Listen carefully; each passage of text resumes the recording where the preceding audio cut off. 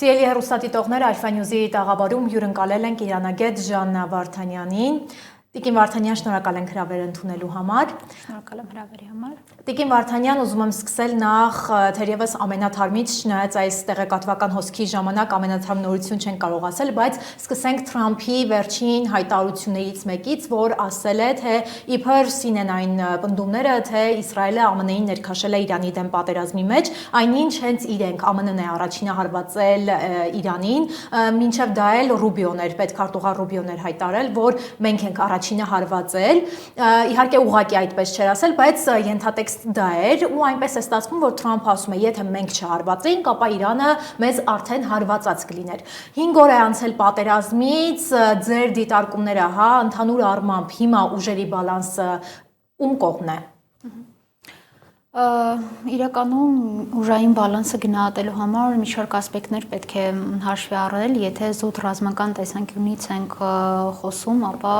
Իրանը գտնվում է ոչ այդքան շահեկան դիրքերում, բայց ամեն դեպքում Իրանից դիմադրություն կա ու այստեղ կարևոր է թե Իրանը որքան կկարողանա դիմադրել, որովհետև որքան երկար դիմադրեց, այնքան մեծ է հավանականությունը, որ ի վերջո, այսպես ասած, Իրանին հանգիստ կթողնեն ու պատերազմը կավարտվի։ Իհարկե վերջնարդյունքում կարող է Իրանը մի շարք խնդիրների առջև բախվել եւ արդեն իսկ բախվել է, բայց կարևորը նա այն հարցը, թե Իրանը որքան կդիմադրի։ Վերաբերում է Թրամփի հայտարարությանը կամ ամերիկյան կողմի հայտարարությանը, որ առաջինը իրենք են հարվածել եւ Իսրայելը չի ներքաշել, այստեղ բնականաբար երկու երկրներն էլ ունեն համընկնող շահեր եւ դրա հիման վրա էլ ձեռնարկում են գործողություններ Իրանի դեմ։ Եթե մենք հետեւել ենք Թրամփի կառավարության օրոքթե առաջին նախագահության շրջանում, թե երկրորդ նախագահության շրջանում նրա ունեցած հռետորաբանությունը եւ Իրանի հասցեին ունեցած պահանջներին, մասնավորապես առհասարակ միջուկային ծրագրի բացառում, հրթիռային ծրագրի բացառում, տարածաշրջանային գործունեության բացառում, այսինքն սա եղել է դեռևս 2018 թվականից սկսած, երբ որ նրա առաջին նախագահության շրջանից ու այս ամենը հաշվի առնելով սպասելի էր, որ նահանգները կարող են նման գործողություն ձեռնարկել Իրանի դեմ, քանի որ ի վերջո այդ հռչակած նպատակներին է այսօր այս գործողության փորձում հասնել նահանգները, իհարկե միայն այսօր չէ այդ նպատակներին փորձում հասել, արդեն իսկ այդ գործընթացը բավական երկար ժամանակ է մեկնարկել է, տարիներ շարունակ, դրա դրսևորումներից էր նաև նախորդ տարվա պատերազմը, երբ հիմնական շեշտադրումը այն ժամանակ միջուկային օբյեկտների խոցման վրա է, բայց հիմա արդեն շատ ավելի լայնամասշտաբ է, շատ ավելի շատ ոլորտներ ու շերտեր է ներառում ու ըստ էության նահանգները փորձում են հասնել այն նպատակներին, որը ունեն իրանական կողմի ուղղությամբ իրենց առջև դրված։ Ու բնականաբար Իսրայելն էլ իր հերթին, որ Իրանին ընկալում է որպես գոյաբանական սպառնալիք, բնականաբար աջակցում եւ ամեն կերպ մասնակցում է այս գործողություններին, այսինքն այստեղ երկու հավասար շահեր ունեցող դերակատարների գործունեության ենք ականատես լինում։ Տիկին Վարդանյան, այնպես է ստացվում, որ Վաշինգտոնում այդքան էլ պարզ չեն նշմարվում Թրամփի իրական ակնկալիքները, որովհետև մեկ Մարկո Ռուբիոն հայտարարում է, թե իրենց նպատակը իշխանափոխությունը չէ Իրանում, այլ միջուկային զենքի չօգտագործումը կամ այդ ուրանի հարստացումը, մեկ էլ հայտարարությունները փոխվում են, ուրիշ ուղղությամբ է լինում։ Այս ամենը, հա, այս հակասությունները վերջի վերջո իրականում Թրամփի նպատակը որն է, արդյոք այդքան, այսպես ասած, ինքն էլ չի հասկանում ինչ է ուզում, հիմնական նպատակը դա Իրանի գլխատումն է ղեկավարության շրջանում։ Տեսեք, կարծում եմ իհարկե ամերիկագետները այս հարցին ավելի լավ կպատասխանեն, բայց սա շատ հետաքրքիր ասպեկտ է ու երեք ամերիկացի վերլուծաբաններից մեկը նաև այսպիսի բնութագրում էր տվել, որ Թրամփի նպատակները տարբերվում են կախված նրանից, թե որ ժամին եք նրան հարցնում այդ մասին։ Այսինքն այո, մենք այս օրերին արդեն ընդամենը 5 օր է տևում պատերազմը, բայց ամեն անգամ ինչ-որ փոփոխական նպատակներ են մատնանշվել, բայց անկախ ամեն ինչից կարծում եմ կարող ենք ինչ-որ հիմնական գլոբալ նպատակ ներկայացնել, դա ինչպես արդեն նախորդ խոսքումս էլ նշեցի, հետևյալն է, ստանալ Իրան այս գործողությունների արդյունքում ստանալ Իրան, որը ունի միջուկային կարողություն եւ միջուկային ձգտումներ։ Իրան, որը ունի հրթիռային կարողություն եւ հրթիռային ծրագիր, հեռահար հրթիռներ, բալիստիկ հրթիռներ, Իրան, որը ունի տարածաշրջանային հավակնություններ եւ ակտիվ գործունեություն, այսինքն այդ պրոքսի ուժեր, դաթարի պրոքսի ուժերին աջակցել եւ սնուցել, ոչ միայն նաեւ Իրաքում կան, նաեւ Եմենում կան հութիները, Սիրիայի մասին հիմա արդեն էլ խոսք չկա, որովհետեւ այդ երկրում իշխանապահությունից հետո ըստ էության Իրանը լիովին կորցրեց Սիրիան, բայց մյուս երկրներում թեև թուլացած, բայց շարունակում են լինել Իրանի պրոքսի ուժերը։ Այսինքն ընդհանուր նպատակն է ստանալ Իրան, որը ունի որևէ տեսակի հավակնություն, ունի ռազմական կարողություն, միջուկային կարողություն, տարածաշրջանային այսպես ուժեղ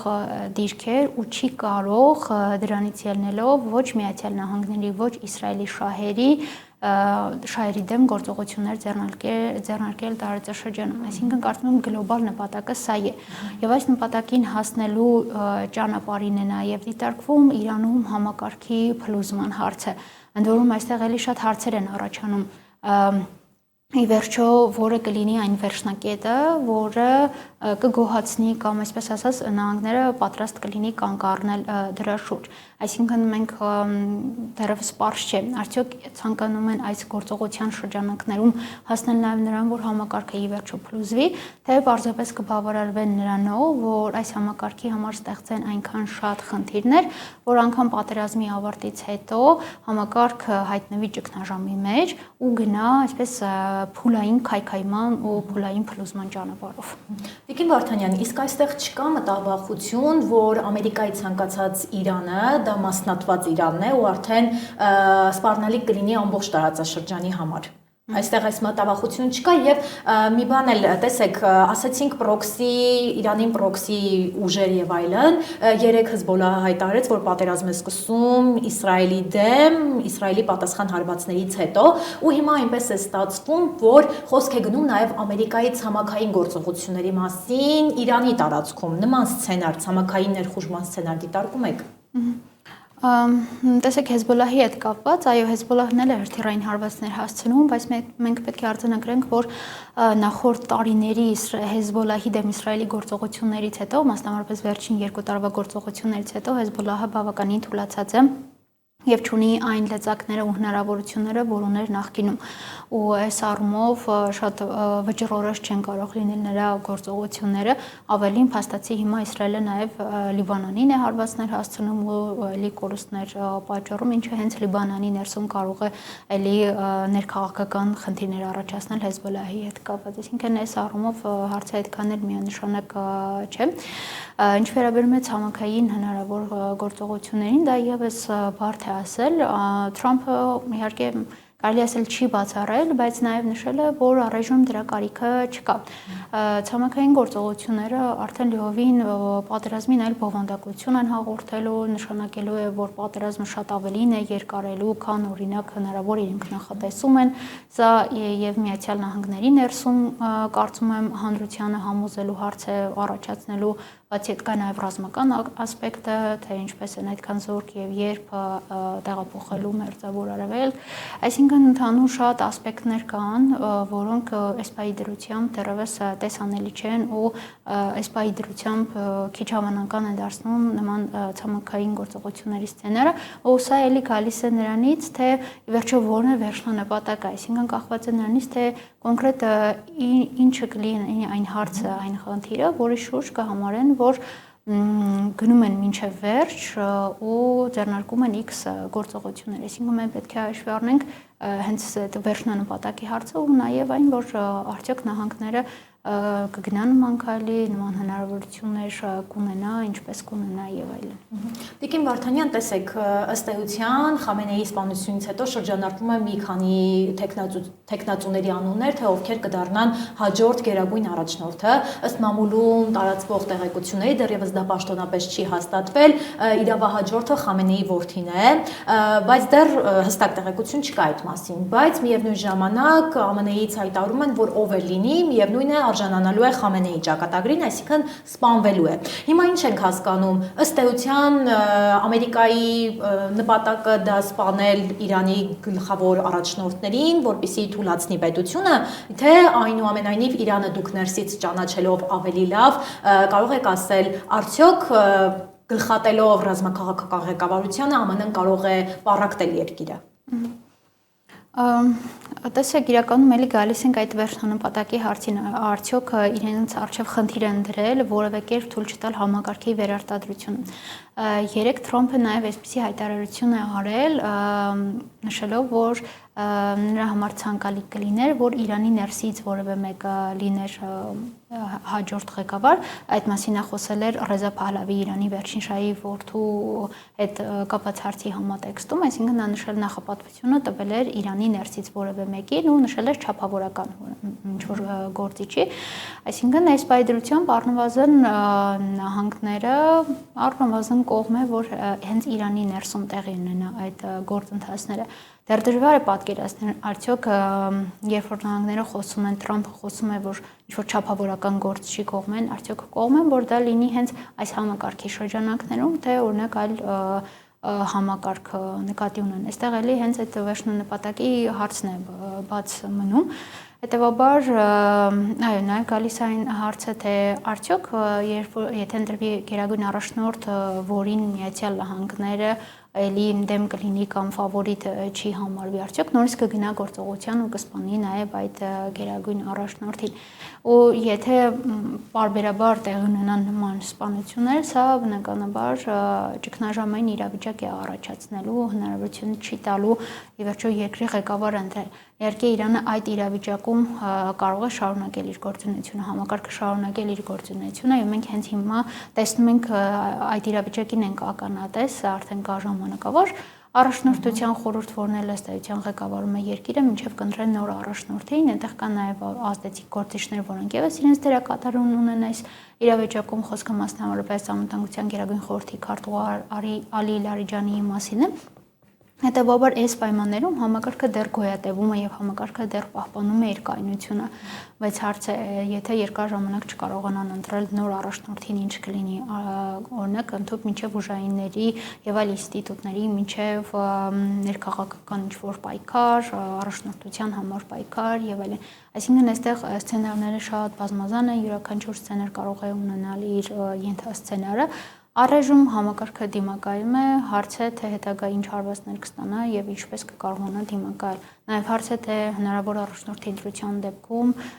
էլի ներքաղաքական այդ փոխհարաբերությունները ինչ ունով կընթանան, առհասարակ Իրանը ինչ ունով կգնա։ Եվ ամփոփելով, հա, տեսեք, Իրանը փաստացի սահմանափակումներով թույլ է տալիս հատել Հորմուզի նեղուցը, այնպես է ստացվում, որ Հորմուզի նեղուցով է անցնում համաշխարհային նավթի 20%-ից ավելին, եթե ոչ ավելի շատ, ու այնպես է ստացվում, որ փականը հենց Իրանի ձեռքում է։ Միևնույն ժամանակ Իրանը հարվածում է Մերձավոր Արևելքում գտնվող ամերիկյան ռազմաբազաներին, դե բնական է, որ այնտեղ նաև քաղաքացիական ենթակառուցվածքներ կարող են վնասվել։ Եթե այնուամենայնիվ Պարսից ծոցյան երկրները միանան ամերիկա-իսրայելական այս հարվածներին, արդյոք վտանգ չկա, որ տարածաշրջանից այս պատերազմը կարող է դուրս գալ։ Տեսեք, արդեն իսկ այս պատերազմի մասշտաբները վտանգավոր են, հաշվի առնելով, թե ինչքան շատ երկրների են դրանք առնչվում, ընդհանուր մինչև օրինակ Կիպրոսին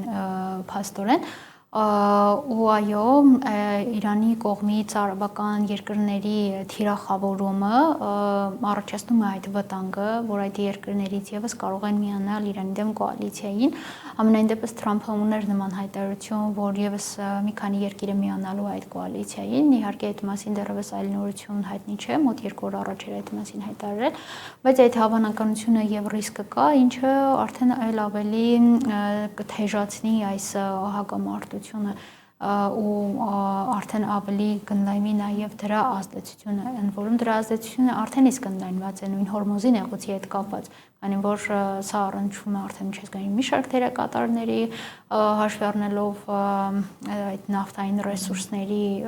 ոլորտում առաջացող հնարավոր խնդիրները կապված այդ նեղուցը փակելու կամ սահմանը փակելու հետ, ինչու ոչ նաև նրա հետ կապված, որ արաբական երկրների էներգետիկ ենթակառուցվածքները եւս թիրախավորվում են պարբերաբար Իրանի կողմից, այսինքն ընդհանուր սա առնչվում է շատերին ու նաև նույն արաբական երկրների կոնտեքստում, անգամ տնտեսական, բիզնես, զբոսաշրջային հարաբերությունների համատեքստում ամբողջ աշխարհի հետ կապված ու բնականաբար, եթե լինի այդ հակակոալիցիոն ճամբարի ընդլայնում, դա արդեն շատ ավելի մասշտաբային պատերազմի կվերաճի, բայց Իրանի հաշվարկը այդ արաբական երկրներին թիրախավորելով նաև այն է, որ նրանք ճնշում գործադրեն նահանգների ու Իսրայելի վրա դադարեցնելու այս պատերազմը, այսինքն Իրանը փորձում է ցույց տալ, թե ինչ հետևանքներ կարող է ունենալ իր դեմ պատերազմը, մեծացնել այդ պատերազմի գինը եւ կարելի ասել գնում է վաբանկ գործի է դնում իր ձեռքի տակ եղած բոլոր լծակները, այսպես առանց որևէ սահմաններ ճանաչելու ու հաշվի առնելու։ Շնորհակալ եմ շատ Տիկին Վարդանյան, որ խոսեցիք մեզ հետ եւ քննարկեցիք թեմաները։ Սիրելի հեռուստադիտողներ, ուզում եմ հիշեցնել, որ մենք հյուրընկալել ենք իրանագետ Ժաննա Վարդանյանին։